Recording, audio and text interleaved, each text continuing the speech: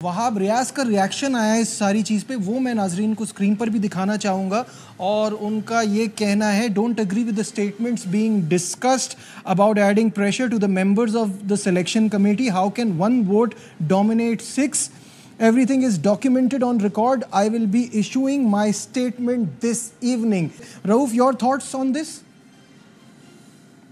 देखिए, मेरा ख्याल है कि मैं तो इससे पूरी सिलेक्शन पैनल से ही एग्री नहीं थे और इसलिए मैं बार-बार कहता हूं कि आपको लॉन्ग टर्म पॉलिसीज बनानी चाहिए। जब आपका विजनरी पैनल वहां पर होगा जिसको 25-30 साल की आपको आपके हालात पर ग्रिप होगी, तो वो एग्जैक्टली जानते होंगे कि कौन सा आदमी डेवलपमेंट कर सकता है, किसके पास एजुकेशन है, कौन विजनरी आदमी और कौन पाकिस्तान क्रिकेट को आगे लेकर जा सकता है। जिस तरह ऑस्ट्रेलियन क्रिकेट बोर्ड करता है, इंडियन क्रिकेट बोर्ड या इंग्लिश क्रिकेट बोर्ड चलता है। मगर आपने ये जो एक टोला बनाकर बिठा दिया था सिलेक्शन कमेटी का यहाँ पर, मुझे बताएं आप, मेरे अलावा पूरा पाकिस्तान इस चीज का विटनेस है कि जिस तरीके से प्रेस कॉन्फ्रेंस हुई थी वर्ल्ड कप पर जाने से पहले, तो वो लग रहा था कि एक स्टेज ड्रामा लगा हुआ वहां पर।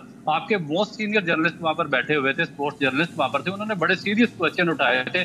उन्होंने प्लेयर्स की फिटनेस पे बात की थी, उन्होंने प्लेयर्स की जो फॉर्म थी उसके हवाले से बात की थी, उन्होंने जो प्लेयर्स की जो सिलेक्शन क्राइटेरिया बाईपास किया था उस पर बात की थी, जो उनकी करंट फॉर्म थी उस पर बात की थी। मगर किसी एक सिलेक्टर ने भी कोई सीरियस जवाब नहीं दिया और सब उनको मजाक उड़ाया गया, उनको उनके मज़ाक़ खेज किस्म के उनको जवाब दिए गए और इस तरह लग रहा था जिस तरह स्टेज ड्रामा चल रहा है। तो जब आपकी सीरियसनेस का जो आपका एक्सट्रीमली थिंक टैंक होगा, जो वर्ल्ड कप के लिए आपकी टीम सेलेक्ट कर रहा था, उनकी ये हालात होंगे, उनकी ये एजुकेशन होगी, उनकी ये अपब्रिंगिंग होगी और उनका ये एटीट्यूड होगा, तो फिर आपकी टीम की परफॉर्मेंस तो ऑब्वियसली रिजल्ट फिर ऐसे ही आएंगे। लेकिन अभी बहुत कुछ चल रहा है, जो सर्जरी की बात की थी, विकेटें तो गिरती जा रही हैं, तो आपको लगता है आपके ख्याल में मजीद तब्दीलियां की जाएंगी? देखिए, तब्दीलियां आप जो भी कर लें, आप दुनिया के जितने भी क्रिकेट बोर्ड उठा लें, उनका मैनिफेस्टो देख लें या उनका इंफ्रास्ट्रक्चर देख लें या उनका रोड मैप देख लें, वो दो चीज़ों पे बेस करता है।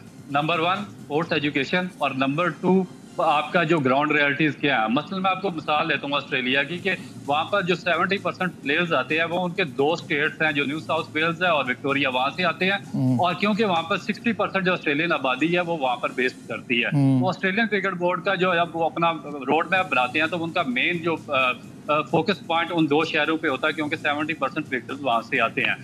साउथ अफ्रीका में 41 स्कूल है जो उन्होंने पॉइंट आउट किए हुए हैं, वहां से उनको 80% उनके टेस्ट क्रिकेटर्स वहां पे मिलते हैं और वो उन पे ज्यादा इन्वेस्ट करते हैं। सही है। आपका पाकिस्तान क्रिकेट बोर्ड जो है, इसमें 99.9% जो प्लेयर्स हैं वो क्लब क्रिकेट से आते हैं और सबसे लीस्ट जो बॉदर किया जाता है और जिसपे ₹1 भी नहीं दिया जाता वो क्लब क्रिकेट है और जिसका बिल्कुल ख्याल नहीं किया जाता, जो आपकी नेचुरल नर्सरी है। उल्टा पाकिस्तान क्रिकेट बोर्ड क्या करता है, यहाँ से एक स्क्रूटनी कमेटी भेजता है, डर्टी पॉलिटिक्स इन्वॉल्व करते हैं उसमें, स्क्रूटनी अपने वोट लेने के लिए स्क्रूटनी कमेटी भेजता है। हम 20-30 साल से क्लब चला रहे होते हैं और उसको डिसफंक्शन करके आ जाते हैं, राइट ऑफ वोट उसे वापस ले लेते हैं और उससे पूरे के शहर के बच्चे और पूरे डिस्ट्रिक्ट के बच्चे उससे सफर करते हैं। तो जब आपकी सीरियसनेस का ये हवाला हो उस नर्सरी से जहाँ से आपको सबसे ज्यादा प्रोडक्शन मिल रही हो, तो फिर आप किस तरीके से रोड मैप बना सकते हैं और अपने सिस्टम अच्छा, को आगे मोहसिन नकवी साहब ने फॉर्मर क्रिकेटर्स को दावत दी थी, मधु किया था और बड़े उनमें उन्होंने अपने सजेशंस दिए थे, आप भी वहाँ मौजूद थे, तो क्या बातें हुई? क्या आपने अपनी ये सजेशन दी और बाकियों ने क्या मशवरे दिए? देखिए, मैंने बिल्कुल एग्जैक्ट यही सजेशन दी है। मैंने कहा कि आपकी बेसिक नर्सरी, आपका क्लब क्रिकेट, और इसी पे बात की थी मैंने। मगर जो दूसरे थे उन्होंने जो सजेशन दी, अब देखिए उन्होंने हमें दिया था, जब एजेंडा था उस मीटिंग का, वो डिस्कशन थी जो आपका इंफ्रास्ट्रक्चर उन्होंने बनाया है, नया जो रोड मैप दिया डोमेस्टिक क्रिकेट का, और डोमेस्टिक क्रिकेट का उन्होंने प्लान बना दिया था, उसके शेड्यूल भी, उसके डेट्स, हर चीज अनाउंस कर दी थी और उस पर उन्होंने कहा था कि अपना इनपुट डालें।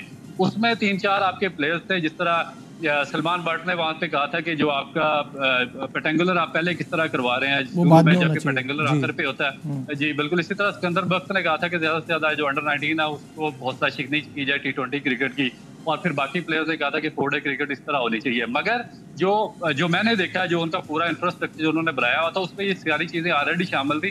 जो एक तजवीज पेटेंगुलर की थी वो इसलिए काबिल अमल पाकिस्तान क्रिकेट बोर्ड की ने इसलिए बेहतर किया था क्योंकि चैंपियन ट्रॉफी आगे आ रही है। जी बिल्कुल तो ऐसे ही। पूल से अगर आप 10-15 लड़कों का एक ग्रुप पहले ही निकाल लेंगे 6 महीने पहले, तो आपके लिए बड़ी आसानी हो जाएगी आगे उनको एडजस्ट करना कि जो आपके अच्छा, मुझे ये बताइएगा कि ये तो हम बातें कर रहे हैं ना कि लॉन्ग टर्म प्लानिंग की कि लॉन्ग टर्म में हमारी क्रिकेट कैसे बेहतर हो सकती है, उसमें आपको अपना डोमेस्टिक सेटअप को स्ट्रॉन्ग करना है, इसमें तो कोई क्वेश्चन ही नहीं है ना, ये होना है, ठीक है।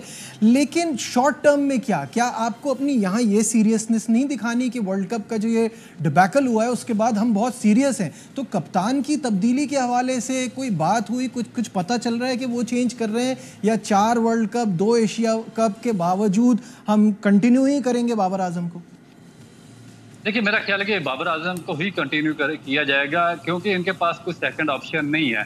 आप देखें कि शान मसूद को पाकिस्तान क्रिकेट बोर्ड ने अपॉइंट किया और उसके 22 टेस्ट मैचेस में उसका फेलियर है। एक 50 रन वो स्कोर कर सके हैं, ऑस्ट्रेलिया में वो वाइट वॉश होकर आए थे, तो उनको फिर इस तरह रिस्पॉन्सिबिलिटी बगैर परफॉर्मेंस के, जब आपकी 25 या 26 रन की एवरेज है, तो इतनी बड़ी रिस्पॉन्सिबिलिटी नहीं दी जा सकती।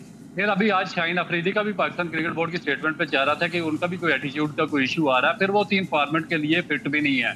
उसके बाद जो उन्होंने एक्शन चेंज किया था, आप उनको इस तरह नहीं लेकर जा सकते। फिर न्यूजीलैंड में आपने उनका एक्सपीरियंस किया था, वो 4-1 से वो सीरीज हार गए। फिर लॉर्ड कलंदर ने पीएसएल में जो कुछ किया है, वो भी आपकी कारकर्दगी आपके सामने है। तो इसमें जो करंट क्रिकेट बोर्ड है या मोहसिन नकवी की पार्टी है, उनका इतना ज्यादा उनको ब्लेम नहीं दिया जा सकता।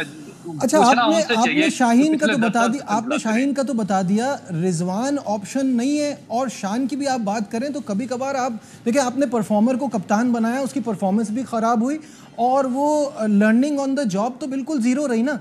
तो कहने का मतलब ये है कि आप एक बेटर ऑप्शन की तरफ जा सकते हैं। शान, रिजवान, ये ऑप्शंस में नहीं आ रहे। देखिए, मेरा नहीं ख्याल कि अब इनमें से किसी को भी कैप्टन बनाना चाहिए। आपको यंग प्लेयर्स पर जाना चाहिए। आपको याद होगा कि जब हंसी क्रोनिया वगैरह का इंसिडेंट हुआ था साउथ अफ्रीका में, तो उन्होंने उसके बाद एक बड़ा ग्रेम स्मिथ जो कि 17 या 18 ईयर्स के थे, उनको उन्होंने कैप्टन बना दिया था। इसी तरह महेंद्र सिंह धोनी, जो कि तेंदुलकर, राहुल द्रविड़, लक्ष्मण और ये जो लोग खेल रहे थे, युवराज सिंह वगैरह, उनकी मौजूदगी में यंग महेंद्र सिंह धोनी, जो जिसके अंदर लीडरशिप कैपेबिलिटी थी, कैपेसिटी थी, एजुकेशन थी, तो उनको उन्होंने कैप्टन बना दिया और वो इंडिया के मोस्ट सक्सेसफुल कैप्टन साबित हुए। तो अगर आपने जाना है तो मैं इन लोगों पे तो नहीं जाऊंगा किसी सूरत भी। आपको अपना एक यंग बच्चा डेवलप करना पड़ेगा, चाहे किसी को भी कर लें। साउथ शकील में भी एक अच्छा ऑप्शन हो सकता है आपके पास टेस्ट क्रिकेट में।